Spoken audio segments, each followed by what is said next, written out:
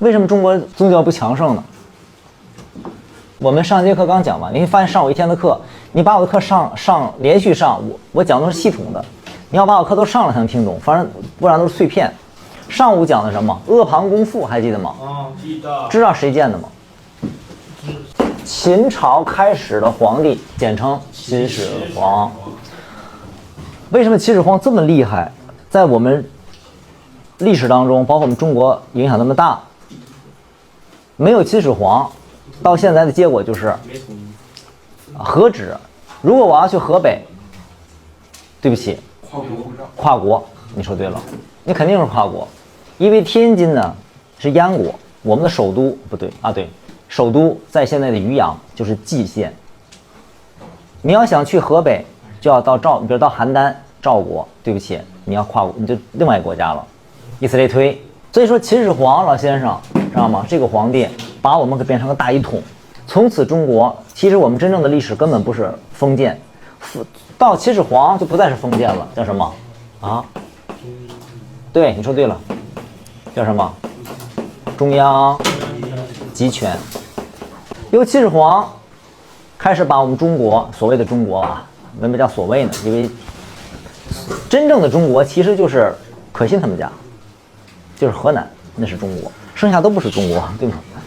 所以说呢，中央集权把所有的这个国家变成大一统，大一统之后就变成了没讲过什么书同文，车同轨，钱币一致，是都一致了。这样我们所有的人就变成了一个国家，甚至到现在你会发现，我不管你们是哪儿的老家，我们口音都一样了，变成普通话了。你现在到全国，我跟你说，甚至到全世界都可以用这种语言沟通，就2种语言。如果这人是个白人，如果这是个黄人，你就问他，吃了吗你？他如果理你，说明就是汉语；如果不能理你 ，Can I speak English？ 看他能不能理你。基本上来说，如果会汉语和 English， 毫不夸张的说，全球走遍没有障碍，就这个问题。睡觉那个啊，站会儿那个，快点，你要睡觉就站会儿后面啊。所以说，秦始皇能大一统，告诉我，这时候任何一个宗教的教主，他对抗秦始皇都是不可能的，知道吗？我就会灭掉你。比如说，举个例子，佛教想兴盛，可以灭佛吗？能啊，历史上灭佛无数次。看过《西游记》吗？对呀，武宗灭佛，把所有的都给你灭掉。对任何宗教，什么佛教、什么伊斯兰教、什么道教、什么这教没有用。你说，到底是教厉害，就是我们说的，就是神所谓的神厉害，还是世俗皇权厉害？神厉害。再想想，你再想想，来说神厉害那过来啊！我就说你不是神厉害吗？你此时此刻郭老师站在这儿了，请你让神来惩罚我，我给你1分钟。如果他惩罚不了我，我拿棍打你。我惩罚你，我就不相信神厉害，我扔不死你我。谁厉害？不对，世俗皇权厉害。物质决定意识，知道吗？物质决定意识，意识对于物质就起到反作用。神，你所谓的就是这些个东西，跟世俗皇权比起来，什么寺庙、什么宫殿、什么，我告诉你，一句话铲平你，你服吗？敢说不服吗？弄死你！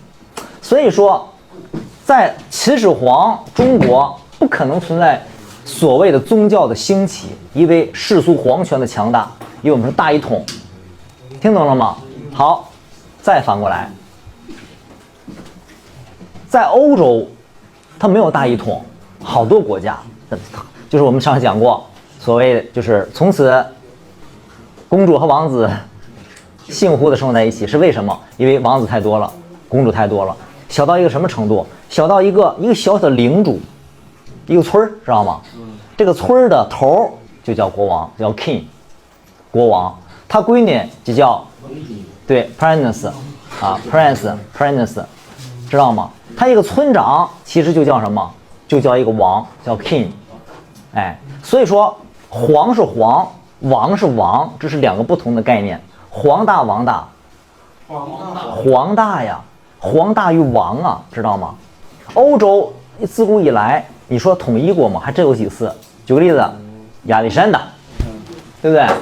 啊，大罗马，对不对？什么曾经试图拿破仑，对吧？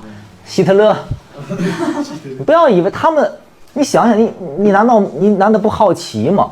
任何一种，它都有理论支撑。你想想，他又不是个傻瓜，一个人骗一人可以骗一辈子，有问题吗？爱情，一个人骗人是不是骗一辈子？你娶个媳妇就是骗家去，骗他一辈子，对不对？一个人骗一帮人可以骗一时，有问题吗？我骗你们，骗一时有问题吗？那一个人骗一帮人能骗一辈子吗？骗不了，当然骗不了了。那么问题来了，拿破仑，包括我们说的希特勒，他手底有没有精英？有啊，那为什么跟着他？是骗吗？不是，当然不是了。他一定会有一种理论，什么理论呢？他们的最大的 dream 是什么？梦想，是的，他们的 dream 是什么？知道什么吗？统一呀，因为一个国家越大，我们讲过，腹地越大，什么叫腹地吧？战略纵深越大，作战的时候会轻松，越占便宜，对吗？想想，你拿下我的东北，我还有华北；你拿我的华北，我还有华南；你拿我的华南，我还有华东，懂吗？随便，只要我不死，我就有机会战胜你，对吗？不像波兰，瞬间玩完。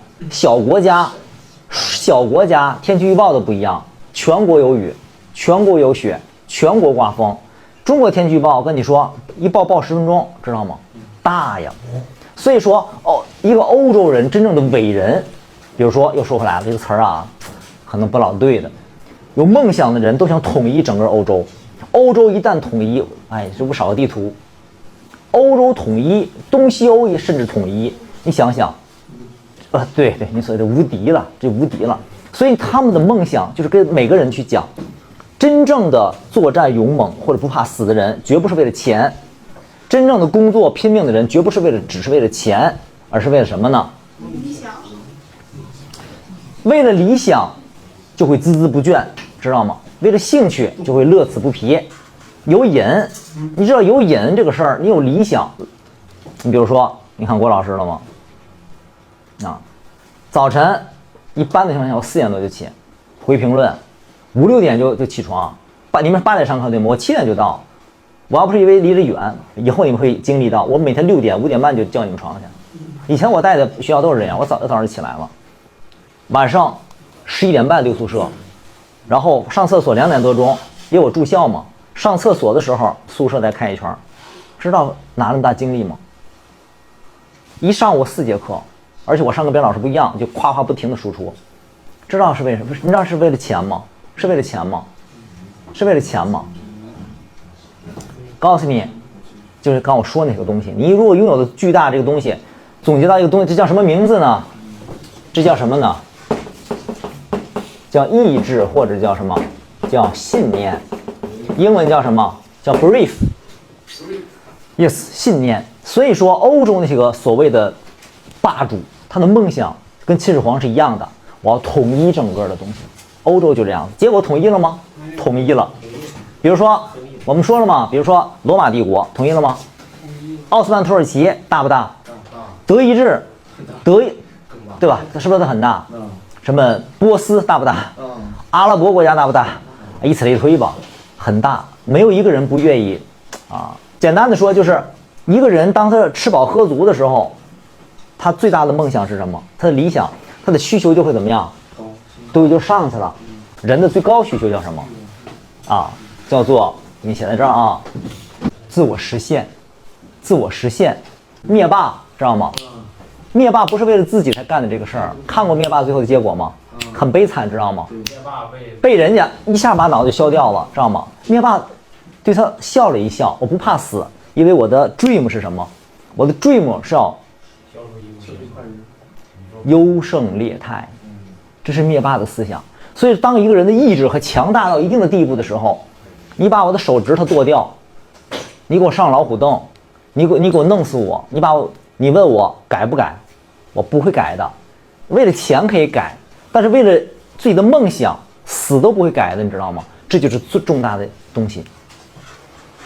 那么这帮人说了半天，他表达什么？因为欧洲没有大一统，不对，欧洲的大一统是暂时的，而不是长期的。如果世俗皇权强大，宗教就不会兴起。但是罗马帝国就出现了问题。罗马帝国非常大，大到一定的程度的时候，请问，如果你是罗马皇帝，你怎么治理？放权分类啊，一个人说，放权的结果就会变成周朝。周朝结果就是变成了知道什么吗？诸侯混战。错。还有呢，来，皇帝们，你们现在假设你们是罗马皇帝 Rome， 你们怎么解决这个问题？加强中央集权。是，加强中央集权怎么加强？这么大的版图怎么办呢？我告诉你们答案是什么吧啊！他做出一个愚蠢的事情。当然了，历史是有局限性的，回头看都觉得你很蠢。你比如说，那个哥们儿在那闭着眼睡觉，还蒙着一个东西；那个哥们儿在那趴着，还不穿校服；那俩哥们儿在后面还比划手指头，不知道嘚瑟什么。站在历史的角度上来说，现在你们没有问题，孩子们，你们现在所做的一切都没有问题。什么早上不起呀，不穿校服啊，上课睡觉啊，不听课呀，你们站在现在都没有问题，都是正确的。但是站在历史的角度上回头看，你们是愚蠢的。这叫什么呢？这叫历史局限性，这是历史主要研究的问题。什么叫局限性呢？就是为什么慈禧会跟八国宣战？因为他蠢，知道吗？知己知彼，百战不殆；知己不知彼，一战一胜；不知己不知彼，百战百殆。听说过吗？他蠢到什么程度？他既不知道他拥有什么，他也不知道对方是谁，必败。那么现在我们懂不懂？回头当时他懂吗？他不懂，当时他不懂，知道吗？表明白了吗？你们也是。现在你们所做的一切觉得都是对的，历史回头告诉你们，你回头看你们都是傻瓜。就你爸爸和你爷爷当说的话，哎，可惜当时我没好好听讲，我吃亏就吃在没文化上。听过这样的话吗？但是如果把它穿越回到那个时代，他会怎么样？他照样睡觉，他照样玩，知道吗？这就叫历史局限性。没有一个人真正的能够洞察到未来。如果能洞察到未来，你就是神了，你就是神了，知道吗？这就是傻，这就是历史局限性。那么刚才我们再说回来的问题，就是罗马用这个方法上治理罗马，结果他犯了个巨大的错误，他竟然建了个首都的同时又建了个陪都。听说过陪都吗？听说过是吧？他的首都在哪儿呢？在罗马。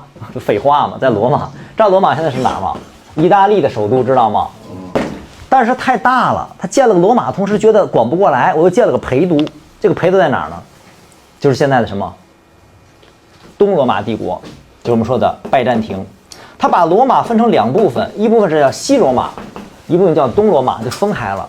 东罗马帝国伊斯坦布尔，他想两方共治，这国家不就稳定了吗？他是这么想的，结果就会出现这面也在发展，这面也在发展，两头都在发展，的同时出现了一个问题，就是我们说的中国这个我们的汉朝把那个匈奴人给赶到了欧洲，结果搞来搞去，这帮人呢，就演化成了，我忘了是东哥特人还是西哥特人，结果这帮人就把西罗马帝国给灭掉了。灭掉之后，这时候就没有世俗王权了，那么这国家就分裂了。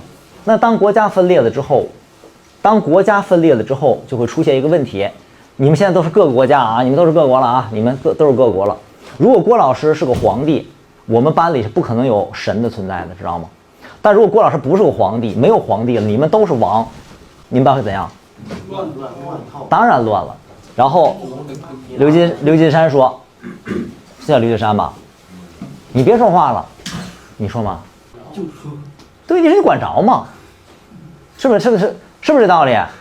他说你，哎，你别说话了，你打扰我学习，你管着吗？哎，我管你怎么着，不服是吗你？好，当当当，俩人就锤开了，对不对？是不是这概念？好，今天打完之后，好走了，没老师学校里。结果呢，梁山回去之后，他就给他买了一顿饭，说你打我了，打我弄他跟你，他就打你，对不对？然后你呢，一看他找了个胖子是吧？后面这么多胖子，那个还胖，去给他买饭去，给他买完饭，结果就会形成，他们几个人是一波，他们几个人是一波，他们几个人是一波，他们几个人是一波，那么我们这个班就变成这个样子了，就内战了。那么内战了，现在问了，现在来了，我们内战了，现在凭什么你说了算？想过这个问题吗？内战中的内战。凭什么你说了算？啊，这么说吧，为什么周天子说了算？为什么？他为什么是天子？因为他说的，他跟人们说的这么说的，他说，我其实不是人，我是天的儿子，我根本不，我跟你们不一样啊，我是天子，知道吗？我是天的儿子，我本身就是一个神，知道吗？我本身就是一个神，然后我是圣上，知道吗？我是真龙天子，知道吗？实在不行的话，我就在鱼肚子里搁个签儿，然后假模惺惺的，你们找到那个签儿上说，哎，郭老师是神，不是我说的啊，他说的，或者是呢，然后你造谣，你说啊，昨天那打了个霹雷，打了霹雷之后呢，下面挖出一个石碑，哎，你几个人挖下来，挖上写着了，什么，举个例子，什么真龙出现，类似什么东西，结果你们就相信，哇，郭老师真龙天子。好，现在我就说了，跟着大哥走有肉吃，跟着大哥走有汤喝，你放心，跟着我，你们绝对没问题。哎，你们就得听我的话，谁敢不听？谁敢不听的话的结果就是你违背了谁的旨意？神的旨意。哎，我代表神处决你，烧死你，灭了你，听懂了吗？这套管用吗？管用吗？当然管用了，当然管用了。好，那这时候就好了，你是不是得崇拜神？你是不是得你是不是想成为天子？你是不是想成为天子？你是不是想成为天子？你是不是想？你们都想成为天子对吗？我是天，天子是天的儿子，知道吗？郭老师是天，你们是不是得听我的？哦，好，你要想合法，比如说你想合法，你需要什么？你得需要我给你授权吧？你不但我如果不认可你，首先你得加入我的这个，比如说我基督教，你得加入到基督教的同时，我是不是要给你加持？听说这个词儿吗？听说过赋能吗？我现在是某个我是某个寺院的一个那个方丈啊，我是得道了高僧。然后呢，你呢就想发财，你就来找我了。你说，哎，郭大师，我怎么才能发财呢？发财自在心中，啊，没问题。然后呢，这样吧，孩子，你跪下。你跪之后，我拿手啊，摸一下你的头，你一定会发财。你信吗？不信。那你发不了财。心诚则灵，信则有，不信则无。我现在说你一定能考600，你信不信？信。你信不信？信。好，你信了对吧？因为郭老师说了我能考，对不对？好，你就拼命学去了，因为你相信呢。结果你真考600，你考600之后，我神不神？我灵不灵？郭老师你太神了，你的赋能太厉害了，你的加持太厉害了。那么这套理论出来之后，告诉我到底是王大还是教主大？啊，谁大？教主大呀。首先，你们这帮王都得听我的，因为你们是谁？你们是不是教徒？谁敢说不是我教徒？你要说不是教徒，我现在代表神的旨意，让你们攻打他，因为他是异教徒，因为你们全是我的孩子，他不是，对不对？是不是可以灭掉他？哎，你怕我吗？首先，你们要想成为我的教徒 ，OK， 你们死后要成为神，成为天堂，但是我就要求你们做好事儿，你们得做好事儿，其中有很多好事儿，比如说要懂吗？要说好话，哎，不去骂街，对吧？然后做好事儿，有好心。那你怎么才能代表你做好事儿的呢？你们有罪，你们有没有罪呢？有罪，你肯定有罪。你骂街了吗？来举个手，老师，我1礼拜没骂街了，谁敢？谁举？有吗？没有。骂街属于什么？恶口，对吗？恶口要进畜生道，对不对？你知道为什么很多人死了之后变成狗吗？因为他骂街嘛，烂舌嘛，烂嘴嘛，口腔溃疡嘛，因为你骂街嘛，因为你嘴脏嘛，对不对？好，你骂街了，你说老师你说哎呀，你说 father， 他们管我叫 father， 知道 father 什么意思吗？神父 God， 你说 father， 我不小心给骂了怎么办？行，我有法，这样吧，你赎罪，你赎罪吧。怎么赎罪？你说怎么赎罪？这样吧，我呢有一道符，哎，我一道符我赠给你，你呢付出，为了这道符你付出一下，你说我付出多少呢 ？No， 第1级。如果现在你找我，我给你看完之后，你给我200块钱或1万，我还说哎给1万块钱吧，你内心怎么想？骗子，是不是骗子？我是不是骗子？我找你要钱了吗？是不是骗子？太低级。告诉你怎么说，记住，这个禅杖，有缘之人怎么样？分文不取；无缘之人怎么样？千金不换。这是哪儿台词吗？《西游记》。观音当年去到大唐王朝，拿着禅杖，告诉你了，就这句话。同样，我的符也是这样，你拿那符来，管上有符，各家管用，好，相信不相信？管用，好。你说那老师，你说我给你什么？随喜赞叹，平心，你看着办。这句话一旦说完，就可怕了。欧洲就出现这个问题，最后谁说了算？神说了算，你们都得听我的，不听什么？德皇亨利4世，今天 father 告诉你了，交钱，交吗？不交是吗？好，不交。然后你跟 father 说 ，father， 我想盖个园子，我想征点税。father 告诉你不行，你不听是吗？他就不听我的。好，不听啊，你不听我的。第一，开除你教籍，给我滚蛋！我说的真事儿啊。第一，我宣布，从此亨利4世德国皇帝不再是基督徒，跟咱们不是一事儿。第一点。第二，他作为一个魔鬼，谁去征服他，都是拯救他的人民。我说完了。我表达什么了，你知道吗？我说完之后，马上那哥们儿就说了 ：“Father， 我去拯救人民。”那都举手，都拯救他。你们要不要拯救德国人民？他是个魔鬼。没错。好，现在你们就可以了。知道德皇怎么做的吗？瞬间胆就吓破了。Father 在卡诺沙吃着烤肉，他不是和尚，知道吗？他能吃烤肉。然后戴着大倍儿高的帽子，穿着倍儿漂亮的衣服，坐那吃着烤肉，仆人们给他伺候着。大冬天，德国多冷啊，知道吗？他光着脚，赤裸的身子，身上绑着麻袋片，摘掉皇冠，一步一步的给我走到卡诺沙城堡门面前，要求面见 Father。Father 根本不理他，知道吗？吃着烤肉，不理他。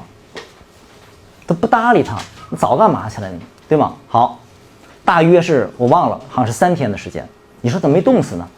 他有心眼儿，对吧？冻得不行了就缩一下嘛，懂吗？3天之后依然下大雪，眉毛都白了，跪在那儿要面见 Father。Father 一看，差不多了。孙子兵法说得很清楚，叫什么？不战而屈人之兵。我不是弄死你，我是弄什么？我弄服你，懂吗？懂吗？我让你以后怕我就行，没必要弄死你，对吗？好 ，Father 出来了，啊，然后摸摸他的头，孩子，你知道你错了吗？他说我知道我错了。哦，行，回去吧，改，从此改。知道 Father 权力多大吗？这就是教皇，这就是著名的大教皇。整个1000年的中世纪，欧洲都是在谁统治下？教皇。教皇太强大了，你看那个宫殿，那个大穹顶，什么达芬奇，什么达芬奇干嘛的？给人画穹顶壁画的。所有的人都怕教皇，到今天为止，今天为止教皇到美国总统请教皇去做一场演讲，一个白老头戴白帽子在这儿演讲，总统都有资格，什么大法官什么那帮人，前排就坐，带着自个儿的孩子和女儿，哎，一定要带着孩子女儿来听教皇。教皇就在这说一个什么事儿，结果呢，这个教皇喝水说渴了，有个高的白杯子透明的，教皇老头喝了口水啊，叫什么基洛？查一下，叫安基洛吗？啊，然后教皇放了一杯水，喝完之后讲完走了。结果奥巴马总统上来第一步最快的速度把这杯水抢走了，拿回家。拿回家之后，把媳妇儿孩子坐一桌，洗干净，洗澡，换衣服，坐那儿很虔诚，拿个勺把这杯水你一勺你一勺你一勺你一勺分了，大伙儿虔诚的把这杯水把这勺水喝了。为什么？因为这杯水是教皇喝过的水，不只是圣水，知道吗？这是从梵蒂冈罗马大教皇喝过的水，这是真实发生的事件。感兴趣回家上网查。你叫安吉洛吗？他教皇啊，还是叫方济各？啊，方济各啊，方济各，现在还在，一个老头戴着个帽子。全世界所有的基督徒都是他的son，都是他的 son。1000年的中世纪，1000年的中世纪就是教皇说了算。教皇告诉你什么呢？教皇说这个世界上是有 God 的，是有上帝的，相信吗？相信有上帝，对吗？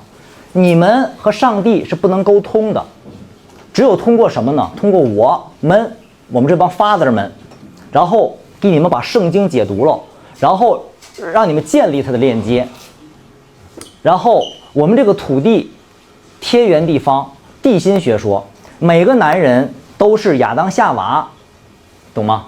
每个女人全是男人的肋骨做的，这个世界就是这样子的。教皇在这儿，大主教在这儿，father 在这儿，皇帝在这儿，然后大臣在这儿，然后商人富人在这儿，穷人在这儿，奴隶在这儿，懂了吗？这个世界就是这么来的。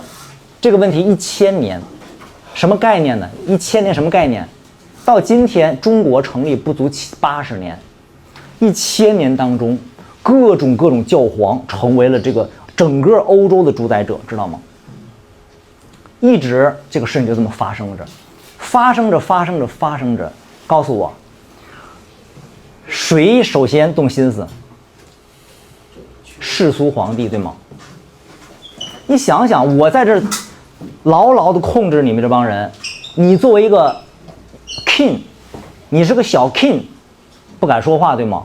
如果你是一个大的皇帝，比如说你通过战争，这一排领土都归你所有了，你首先想，凭什么郭老师就天天得统治着我的领土，包括我在内？我当皇帝首先得告诉郭老师啊，老师我继位了是吗？来过来跪下，我给你加冕，从此你是我的孩子，你管理这帮人，你心里肯定不服啊，对吧？但你不服你也打不过我，对吗？你敢打我吗？你不敢。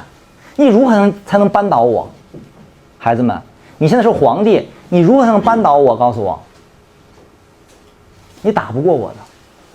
我手底有十字军，而且我的十字军不是你想象的，既在精神领袖上，又在武器装备上打得过你。就你们太怂了。打败我的方法是什么？想到了吗？我说了啊，失去神性，让郭老师失去神性，懂吗？因为我现在打造的我是什么人？我是 Father， 我是神的仆人，对吗？首先，你不是神的仆人吗？我首先把你的根儿去掉，我让这个世界怎么样？没有神了，那我是不是就不行了？如果没有神的方法只有一个，什么方法？理论灭它。比如说，你说什么？你说的是地球是核心。好，我通过太阳，我通过望远镜发现太阳是核心，地球让太阳转，服吗？不服，我有能看得到。谁说的这话？谁说的？哥白尼说的，弄死。我作为教皇，首先弄死他。你竟然我说的是地心，你说日心，弄死你，布鲁诺弄死。第一个理论存在了，第二个理论来再来，我说什么？你们哪来的？你们全是神造的，对吗？好，科学说了，不是神造的，猴变的。哎，物种起源说得很清楚，我们是猿变的，不服是吗？来拿理论，咔一出，什么节肢动物、哺乳动物，巴拉巴拉巴拉，老百姓发现坏了。知道老师为什么听我话吗？因为郭老师说的话能成现实。比如说，我们说要涨多少工资，我们要干多少学校，我们要办成什么事儿，实现了就相信我，对不对？突然发现我是个骗子，谁也相信你？好，你明明说我们是神做的，人家说了，达尔文说了，谁做的呀？谁变的？猴变的。这个理论，各种理论就冲击了这个神论，一直到什么？一直到出现了什么？文艺复兴。到文艺复兴的时候，大家的思想全变了，开始怀疑什么了？就刚才第一幕出现的，那个说神的，我拿棍子的，来不服来。第一幕就重新来演示，你不是有上帝吗？这是当时跟基督教的一种辩论赛，你不是有上帝吗？你不是有上帝？好，我现在站在这儿，请你告诉我多长时间以内让神劈了我？来，请，来表达一下，你表演一下。你表演不了，能吗？你能把我诅咒死吗？能吗？不能。但是我拿棍子勒死你，信吗？哎，这你肯定要信嘛。好，推出了著名的哲学理论，什么理论？唯物主义。这个世界什么构成的？物质，物质决定一切，物质决定意识。好，一旦物质决定了意识，神还存在吗？神都不存在了，你是神的儿子还存在吗？这个世界就忽然就分化了。由于科学的发展，化学、生物、物理、数学以此的发展，这个世界就变了。谁在说神的问题，你就啐他，因为你那就是骗子，你那都是迷信，你那都是封建学说，你来奴役人们的思想，歪理邪说。好，这个事就变了。